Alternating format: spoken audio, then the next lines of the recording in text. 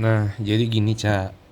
Di sini kan ada input nih. Input kamu tuh biaya kuliah kamu. Nah, yang mana biaya kuliah per semester kan 9.375.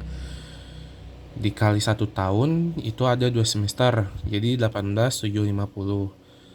Nah, terus biaya kuliah selama 4 tahun ini tuh hitungannya kamu lulus paling lama itu yang ideal 4 tahun. Jadi 4 kali 18.750 jadi 75 juta. Nah, di sini outputnya lulus, misalnya kalau aku ya, lulus dengan gelar sarjana dan menjadi seorang auditor senior. Nah, outcome-nya ini gaji kamu selama per tahun. Karena kan di sini masuknya biaya kuliah juga per tahun ya. Nah, karena gaji rata-rata auditor senior itu paling tingginya 15 juta, aku kaliin 12, jadi hasilnya 180 juta per tahun. Nah, berhubung aku kuliah selama 4 tahun dan pengeluarannya selama 4 tahun, si 180 juta ini, yang mana hasil dari 15 kali 12, dikali sama 4 tahun. Nih. Nah, dapatlah hasilnya 720 juta. Nah, di sini kamu nentuin faktor-faktor yang pada akhirnya menunjang kamu untuk mencapai si outcome tersebut.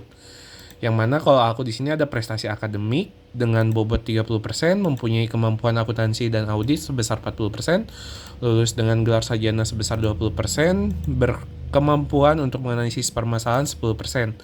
Nah, di sini tuh dalam menentukan dead weight, di mana kamu faktor tersebut udah cukup gitu untuk memenuhi persyaratan kamu supaya bisa dapat outcome tersebut. Nah, karena di sini berkemampuan untuk menganalisis permasalahan itu masuknya ke mempunyai kemampuan audit, jadi ini termasuk dead weight.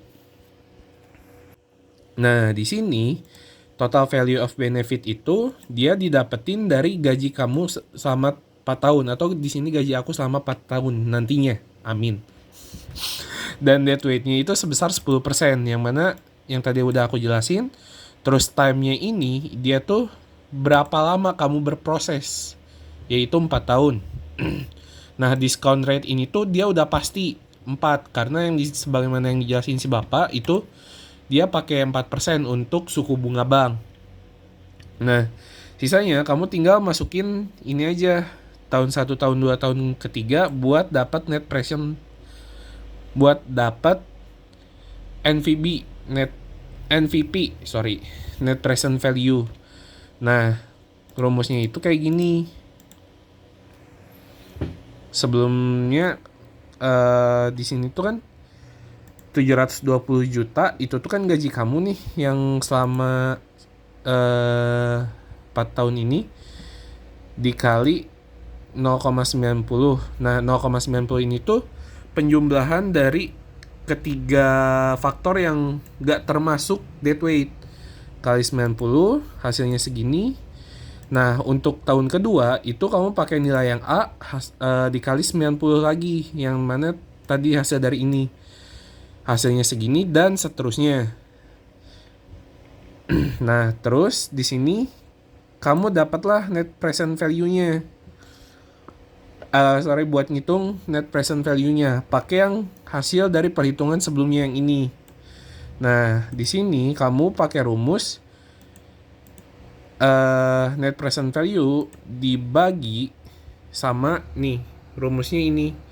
Untuk tahun ke-1 ini pangkat 1, untuk tahun kedua pangkat 2, untuk tahun ketiga pangkat 3, untuk tahun keempat pangkat 4, untuk tahun kelima pangkat 5. Nah, hasilnya ini tuh bakal yang ini dibagi sama yang ini nih rumusnya.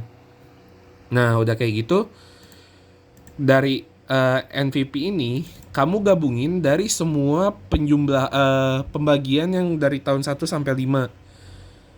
Hasilnya dapatlah segini NVP-nya. Nah, cara ngitung SROI-nya, NVP ini dibagi sama jumlah yang kamu keluarin untuk biaya kuliah tadi. Nah, dapatlah hasilnya 32. Kalau misalnya di penjelasannya mungkin kurang lebih kayak gini nih. Kamu bisa baca sendiri lah ya. Nah, kayak gitu buat si analisis ROI untuk diri kamu sendiri tuh.